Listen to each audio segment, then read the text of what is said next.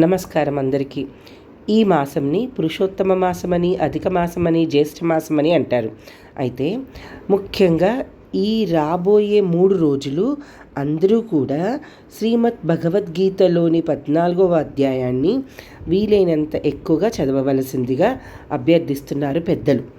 అయితే ఇది ఈ మంత్రాన్ని ఏదైతే నేను ఇప్పుడు చెప్పబోతున్నానో దాన్ని మన బంధువులకి, తల్లిదండ్రులకి, సోదరులకి ఆరోగ్యం కొరకు ఈ మంత్రాన్ని చదవమంటున్నారు.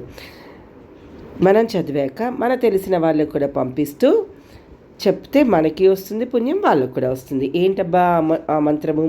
ఓం నమో భగవతే మహాసుదర్శనాయ వాసుదేవాయ ధన్వంతరయే అమృత కలశహస్తాయ సర్వామయ సర్వభయ వినాశనాయ సర్వరోగ నివారణాయ త్రైలోక్యపతయే త్రైలోక్యనాదాయ నిధయే శ్రీ మహావిష్ణు స్వరూపాయ శ్రీ శ్రీ ఔషధచక్ర నారాయణాయ స్వాహ.